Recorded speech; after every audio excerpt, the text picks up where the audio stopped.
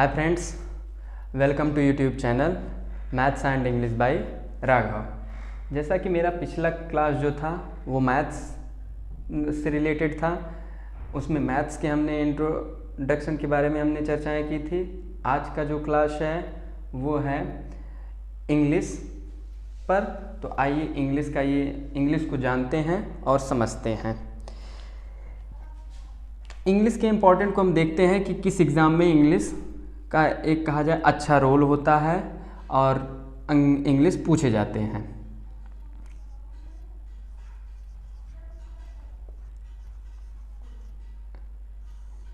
English का अगर देखा जाए सबसे इम्पोर्टेंट रोल वो दो एग्ज़ामों में होता है।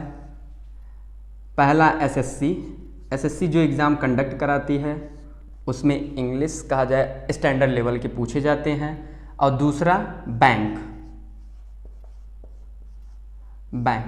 जब आप बैंक के एग्ज़ाम देने जाते हैं तो उसमें भी इंग्लिश से जो क्वेश्चंस होते हैं वो भी क्या होते हैं, स्टैंडर्ड लेवल के होते हैं। तो इन दोनों एग्ज़ामों को क्वालिफाई करने के लिए हमें इंग्लिश को कहा जाए मजबूत स्ट्रॉन्ग करना पड़ता है।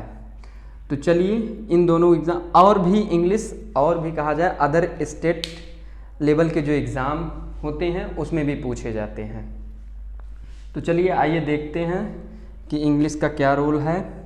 एसएससी में इंग्लिश जो होता है वो 25 क्वेश्चन, प्री की मैं बात कर रहा हूँ, 25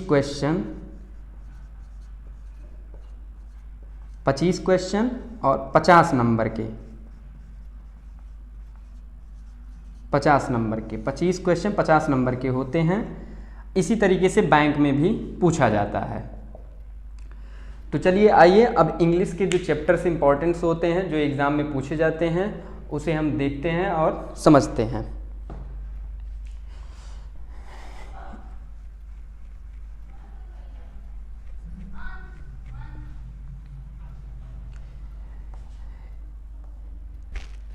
यहाँ पर इंग्लिश को कैसे पढ़ा जाए जिससे कि इंग्लिश में इंटरेस्ट बना रहे और आप इंग्लिश की एक अच्छी तैयारी कर पाएँ। तो सबसे पहले इंग्लिश को हम डिवाइड करते हैं 2 पार्ट्स में।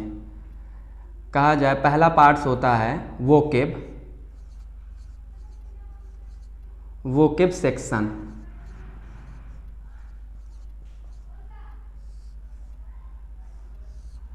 अगर लिखने में स्पेलिंग कहीं मिस्टेक हो जाती है तो उसे आप लोग सुधार कर लीजिएगा। और दूसरा होता है ग्रामर सेक्शन।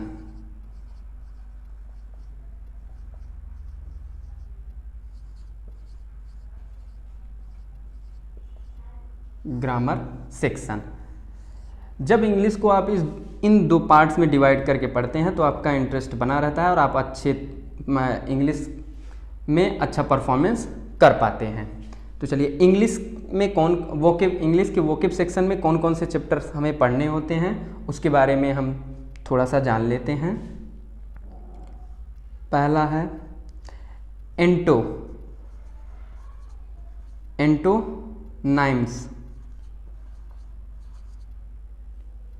एंटोनाइम्स। दूसरा होता है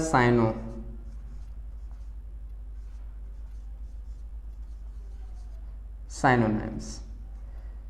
तीसरा जो चैप्टर होता है, टॉपिक्स होता है वो है ईडियम या फ्रेज। इसी तरीके से चौथा जो है वो करेक्ट स्पेल्ड।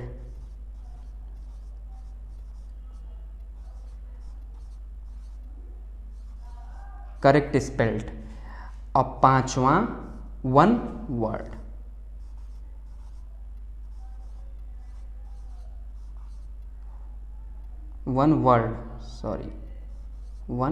वर्ड। इस तरीके से आपने देखा कि वोकेब सेक्शन से 5 टाइप के क्वेश्चंस एग्जाम में इंग्लिश के पेपर में पूछे जाते हैं। Antonyms, synonyms, idiom phrase, correct spelled and one words. और ग्रामर सेक्शन में हम देखते हैं तो पहला तो इसे डिवाइड कर लेते हैं हम ग्रामर ग्रामर। ग्रामर, अब ग्रामर को दो पार्ट्स में पढ़ते हैं हम लोग। एक पार्ट ऑफ स्पीच, पार्ट्स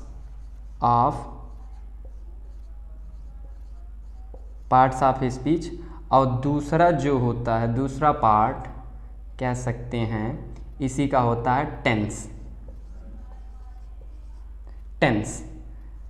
तो ग्रामर सेक्शन में इन पहला पार्ट ये हो, पहला कहा जाए चैप्टर ग्रामर हो गया, जिसमें दो पार्ट्स ऑफ स्पीच और टेंस।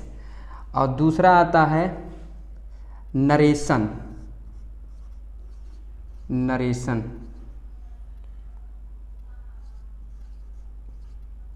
नरेशन इसे डायरेक्ट और इनडायरेक्ट भी कहते हैं। इसी तरीके से तीसरा आता है आपका एक्टिव या पैसिव। एक्टिव वॉइस और पैसिव वॉइस। इसी तरीके से आपका और भी जो इंग्लिश के पेपर में जो क्वेश्चंस बनते हैं वो बनते हैं किससे? PQRS से। PQRS ये किस टाइप का क्वेश्चन होता है कि इसमें क्या होता है, किसी सेंटेंस को कई पार्ट्स में डिवाइड कर देते हैं, मैक्सिमम तक 4 पार्ट्स में डिवाइड कर देते हैं, और उन्हीं का हमें क्या कहता है, हमें क्या करना पड़ता है, एक सिस्टमैटिक अरेंजमेंट करना होता है, और उसके बाद 4 ऑप्शंस दिए रहते हैं, उसके अकॉर्डिंग जो ऑप्शंस बेटर होता है उसी में क्या करना पड़ता है, हमें टिक करना पड़ता है। तो चलिए PQRS, और आता है आपका नेक्स्ट पैसेज। ये क्या होता है कि आपको पैसेज पढ़ करके, पैसेज को आपको पहले एक अच्छी अंडरस्टैंडिंग के साथ रीड करना होता है, और उसके बाद जो क्वेश्चंस दिए रहते हैं उन क्वेश्चंस का आंसर देना होता है हमें। और नेक्स्ट अब आपका आता है स्पॉटिंग एरर। स्पॉटिंग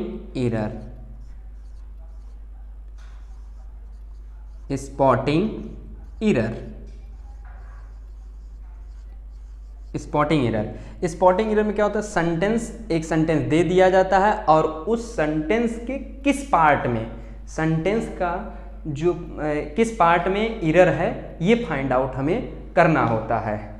इस तरीके से आपने देखा कि ग्रामर सेक्शन में हमें क्या पढ़ना पड़ता है, ग्रामर में 2 पार्ट्स, यानी कह सकते हैं पार्ट्स ऑफ स्पीच, एक टॉपिक्स पढ़ना होता है, उसके बाद टेंस। सेकेंड में देखते हैं हम नरेशन, जिसे डायरेक्ट या इनडायरेक्ट कहते हैं। थर्ड पर एक्टिव वॉइस और पैसिव वॉइस हमें पढ़ना पड़ता है। उसके बाद फोर्थ PQRS टाइप के क्वेश्चंस हमें सॉल्व करने पड़ते हैं। 5वां कहा जाए पैसेज, और 6ठा कहा जाए स्पॉटिंग एरर। और भी टाइप्स के हैं जो कहा जाए कि एग्ज़ाम में क्वेश्चंस बन सकते हैं। तो ये रहे आज के इंग्लिश का इंट्रो, जिस पर हमने चर्चाएं की। तो आइए थोड़ा सा ये भी जान लेते हैं कि SSC का जो एग्ज़ाम होता है, जिसके मायने कहा जाए, जिसमें इंग्लिश का एक इम्पॉर्टेंट रोल होता है, वो क्या होता है, और कितने कितने नंबर के क्वेश्चंस किस किस पोर्शन से आते हैं, ये हम देख लेते हैं। जैसे आप देखते हैं एंटोनाइम से, प्री की मैं बात कर रहा हूँ, प्री में कितने क्वेश्चंस आते हैं एंटोनाइम से? 2 क्वेश्चंस आते हैं, 2 क्वेश्चंस एंटोनाइम से। साइनो से भी 2 क्वेश्चंस, इसी तरीके से इडियम एंड फ्रेज से भी 2 क्वेश्चंस, और करेक्ट स्पेल्ड से भी 2 क्वेश्चंस बनते हैं। 1 वर्ड से भी देखा जाए तो 2 क्वेश्चंस बनते हैं। इस तरीके से टोटल नंबर ऑफ क्वेश्चंस आप देखेंगे तो 2, 2 4, 2 6, 2 8, 2 10, 10 क्वेश्चंस बनते हैं वोकेब सेक्शन से SSC के एग्ज़ाम में। जैसे SSC CGL हो गया, SSC CHSL हो गया, SSC MTS हो गया। क्वेश्चंस 10 क्वेश्चंस बनते हैं। इस तरीके से आपका वोकेब सेक्शन से कवर हो जाता है कुल मिलाकर के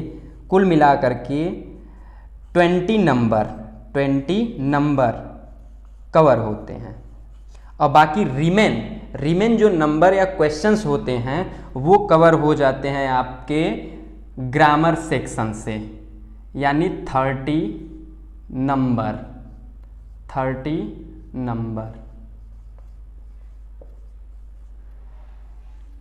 नंबर जो होते हैं वो आपके ग्रामर सेक्शन से कवर हो जाते हैं।